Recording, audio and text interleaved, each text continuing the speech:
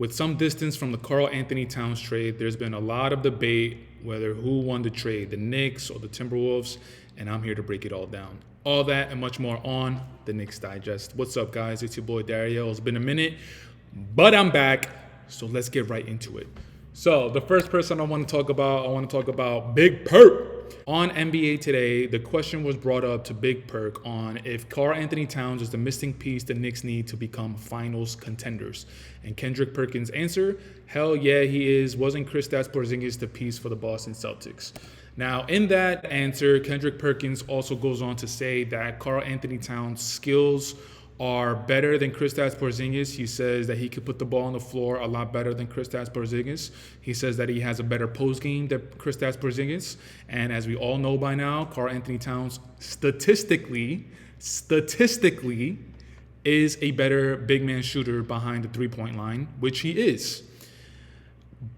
But as I keep saying time and time again, what is the one thing that I think separates players in the league? And not even just players in the league, just hoopers, period. If you've ever played organized basketball, whether if it's intramural, whether if it's high school, college, or professional, there's something that you can tell from a basketball player as soon as you play with them or against them. And that's how much they want it, and that's how aggressive they are. And to me personally, that is the key separator from Karl Anthony Towns and the rest of the best players in the league. Karl Anthony Towns has the talent. Karl Anthony Towns has the potential. But in my opinion, he hasn't put it together. And I don't know if what we gave up for Karl Anthony Towns is worth it. I don't know if he's going to be the second option that we need behind a Jalen Brunson. I don't know if we can depend on him in the playoffs if Jalen Brunson is having not a good series. What if in the first round we go up, I don't know, if we go up against the Milwaukee Bucks and the defensive schemes is to completely take Jalen Brunson out of the offense, out of his offense. We're relying on Karl Anthony Towns then. Is he going to be able to step up to the plate? Will he not have these horrible basketball IQ plays where he's fouling 30 feet away from the rim? These are things that I'm asking myself, and these are things that I've wanted to see Karl Anthony Towns do. I want to see him take that next step in his career, but he just hasn't done so, and it's a little bit worrisome. Going back to Kendrick Perkins' statement saying that Karl Anthony Towns is the missing piece for the Knicks to go to the finals. I don't know, man. I sound like a broken record, but everything will be revealed with time. I personally think that we should have at least given Julius Randle and Donte DiVincenzo at least half of the season. Again, the Mitchell Robinson stuff, I understand he's not going to be healthy for a while. We don't know exactly when we're going to get him back, so we don't have a sufficient big.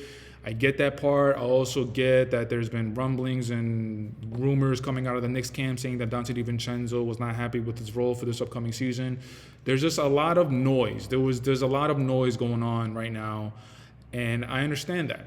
And if I think about it from all of those perspectives, I get why we made the trade.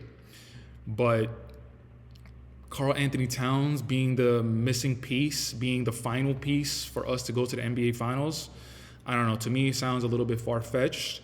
But moving on from Big Perk, now I want to talk about another NBA talking head, Mr. Brian Windhorst. So on the topic of Karl Anthony Towns' fit with Jalen Brunson and the New York Knicks, Brian Windhorst goes on to say, this is the most talented Knicks roster we've seen in 2 decades. Now, I don't really know if that's saying a lot because before Jalen Brunson came to the Knicks, Julius Randle, yeah, he did lead us to a playoff appearance against the Hawks. But that playoff appearance, we lost in 5 games and pretty embarrassingly. And on top of that, Julius Randle played horribly. So was that a successful season? Yeah, but when you're actually favored going up against the Atlanta Hawks in that series and you lose, then the conversation is going to turn. So prior to that season, what were the Knicks looking like? The Knicks were looking like complete hot garbage. The only other successful season that we've had prior to Julius Randle's playoff berth with the Knicks was that one season with Carmelo Anthony, Kenyon Martin, Jason Kidd, Iman Shumpert, J.R. Smith. That team, we went to the second round of the playoffs. We lost to Indiana in 6. And in the first round, we beat the Boston Celtics. That was in maybe the 2011-2012 season or the 2012-2013 season. So that team, it might have had more depth from our starting five and also a bench, because now, fast forwarding to present time, after the Karl Anthony Towns trade, our starting five, yes, is one of the better starting fives in the league, but now we don't really have depth. What is our bench looking like? Now our bench, we're looking at Deuce McBride, Cam Payne, Landry Shamet, who Landry Shamet, low-key, is going to be a very important piece in this upcoming season. Dante DiVincenzo was a knockdown three-point shooter. Landry Shamet has that ability in his game, so we're really going to need him to take the place. Not necessarily take the place of Dante DiVincenzo, because I think it's going to be something done by committee. I think Karl Anthony Towns is going to have his part in replacing Dante DiVincenzo, but Landry Shamet is someone I'm looking at to have a big impact on this upcoming season. But going back to the comment that Brian Windhorst said, saying that this is the most talented roster the Knicks have had in 20 years, I mean, again, it's not really saying a lot, because our Knicks history has, if you look at it, it's pretty grim. Aside from the 90s, like, God, those 2000 Knicks teams with Stephon Marbury, Steve Francis, Penny Hardaway, God, those teams were horrible, man. I don't even know what the hell we were doing. But the final piece that I want to talk about is an interesting piece, and this one comes from Bobby Marks. So on NBA Today, Bobby Marks had this statement. This New York team, their starting five is the best starting five in the NBA on paper. Key 2 words, on paper. That definitely saved his ass. But I kind of want to do a little exercise with you guys. So the starting five, projected starting five for the New York Knicks, we got Jalen at the 1, we got Josh Hart at the 2, we got Mikal at the 3, we got OG at the 4, and we got Karl Anthony Towns at the 5. What does that starting five look like with the rest of the league? The Boston Celtics, of course, have to be talked about. Their starting five, I believe, again, if we have any Celtics fans, don't kill me in the comments, but if you do so. I don't care. But their starting five, I believe Drew is going to be in there. Derek White is going to be there. I should have pointed this out. Everybody healthy. Drew, Derek White, Jason Tatum, Jaylen Brown, and Kristaps Porzingis. I think that is a starting five that you could definitely argue against the New York Knicks. Jalen Brunson going up against a Drew Holiday or a Derek White, because those two players, they get interchanged from the point guard position. I mean, Drew Holiday defensively, yeah, every NBA player, when they do an interview and they're asked like who's the most underrated defensive player in the league, they always say Drew Holiday. So defensively, of course, I'm probably going to give that nod to Drew Holiday, but Jalen Brunson on the offensive end, Jalen Brunson's offensive game is a lot better than Drew Holiday. I'm not saying Drew Holiday's a bum, but I would definitely take Jalen Brunson. Derek White as well. Derek White definitely has the nod in the defensive side of things, but if we're talking offensive, Jalen Brunson's going to get that nod. And of course, we got the 2 J's, Jason Tatum, Jaylen Brown, going up against Josh Hart, Mikal Bridges, or OG Anunoby, Mikal Bridges. At this point, you might have to give the nod to the 2 J's. Me personally, I feel like if you have that championship ring in your resume, like that's going to separate you from the rest of the league, from any players that are in your position. But then if we break it down individually with skills and the skill set, what they're able to do, what they're able to bring to the team, creating plays for others, creating plays for themselves. I mean, even if it's Mikal and OG or Mikal and Josh, like I'm probably still taking the 2 J's. So I could also see the argument if you're taking OG and Mikal, because they could both create plays for themselves, both create plays for others. Kristaps Porzingis, if he's ever healthy for a full season, at the 5 spot against Karl Anthony Towns, I would take Karl Anthony Towns, but like I keep saying, I have to revert back to my point. Karl Anthony Towns not being able to put it together. If Karl Anthony Towns puts it together, it's not a question. It's not a conversation. I'm taking Karl Anthony Towns. Karl Anthony Towns has more mass to him. He has a better ball handle. The way he can create for himself is better than Kristaps. I'm taking Karl Anthony Towns, but Karl Anthony Towns hasn't taken that leap in his career that I think we all think that he's capable of. Now, going back to the Bobby Marks comment, other teams around the league starting fives. I mean, if we're talking about championship contenders, we're looking at the Denver Nuggets, looking at Jamal Murray, Aaron Gordon, Michael Porter Jr., Jokic, obviously, that's 4. I think Christian Brown is in the starting 5. And I'm not sure exactly what that starting 5 is. Another team that's just coming in my mind, the Lakers, but I don't really think they're true contenders. I think they're pretenders. I think they'll make it to the playoffs, but they might get froggy and maybe get past the first round, depending on matchups. But for the most part, I think it's a first-round exit.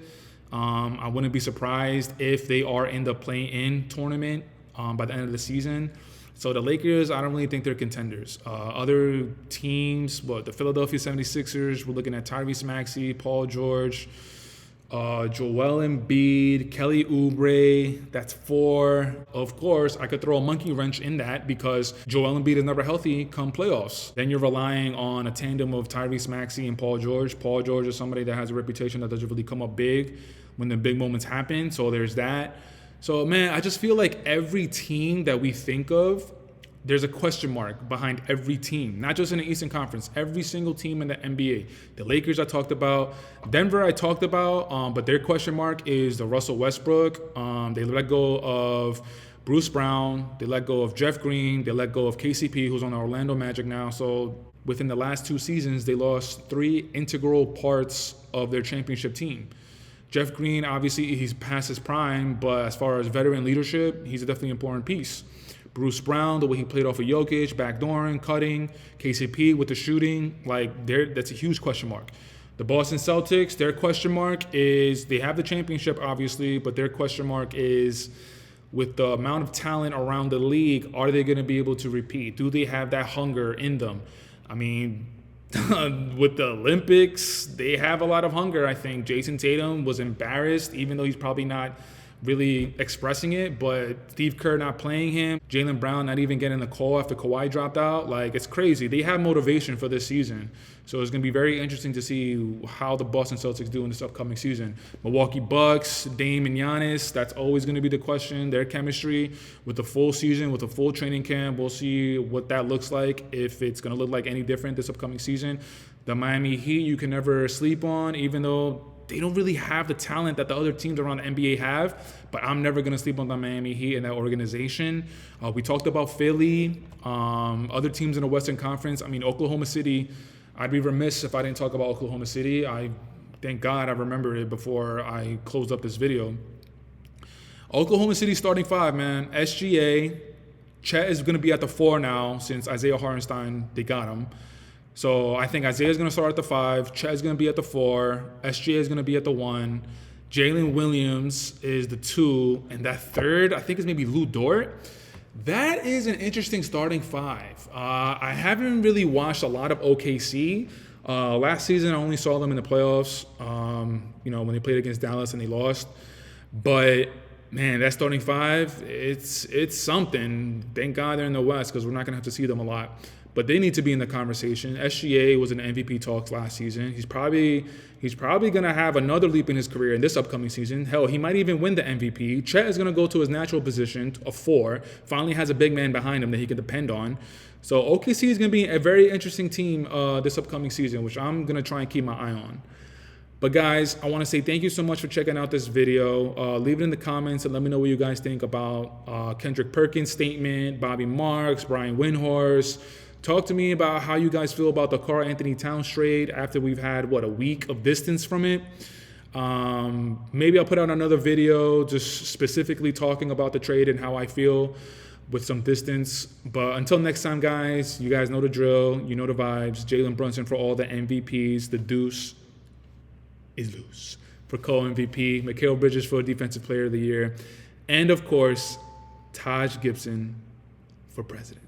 But until next time, guys, I'll check you out in the next video. Peace.